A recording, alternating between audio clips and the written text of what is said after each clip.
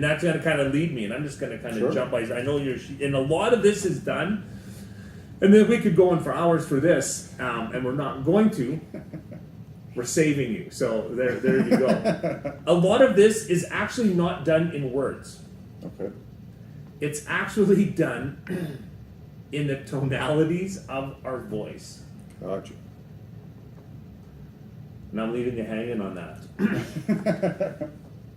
Again, because a lot of it is it's emotion, and emotion is more than just the words spoken, and we can help move people through that whole process of uncertainty to certainty through the questions that we're asking, and then through how we're asking it.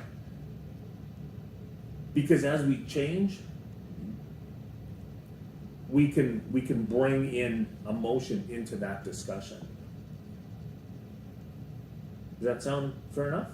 Yeah, no, that makes sense. And I think kind of relating back to what we've kind of discussed before, you're approaching it in an ethical manner. We're not stirring that pot to Manipulate. to unethically generate sales within your business. But yeah, I mean, when people say, for instance, come in here and they're dealing with an estate case, so maybe their parent has passed away or something like that. Yeah, they're coming in because they need to get a tax return filed, more than likely. But in those cases, 100% of the time, they're in for emotional reasons. You know, they want to make sure that, you know, mom or dad's estate gets wrapped up correctly. They want to preserve the, you know, the legacy that's ongoing with their siblings. They want to ensure that the whatever funds are left in the estate get put into the places that they're supposed to, et cetera, et cetera. There's a lot of emotion attached to that particular situation.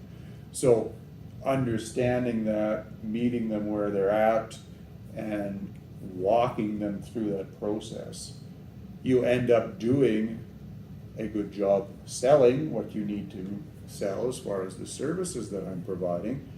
But at the end of the day, you know, nothing's better than getting that final tax return in. Maybe there's a whole pile of tax to pay, but they're happy in the fact that they know that the process went smoothly. They were brought along the entire time. They understood what was going on, and at the end of the day, they can sign off on a couple pieces of paper and put it to rest, knowing that they made a good decision to come in here and work with us to get that type of thing done. So Absolutely, and how we walk them through that process, like I said, kind of the tonality and how we speak to them helps move people from that place of uncertainty to certainty. So for example, you know, and I'm going to pick on the medical profession, but one of the biggest complaints that people will have about, well, is that person good or not, is that doctor good or not, is their bedside manners. Right. Well, what is that? That's their communication. That is, do they have proper rapport with you? And how do they get most of that? It's not as much in the words they speak. Right. It's in the tonalities of their voice. How are they speaking? Are they compassionate? And what's their body language? Right. And I know, you know, I've heard from lots of different people they will change, you know, who they deal with medically based on that. And that's kind of an area where it stands out. But we can then, the atmosphere that we create in that process of sales and that process of moving someone from uncertainty to certainty is done not just with our words. It's done with how we say them, our body language, because that instills emotion.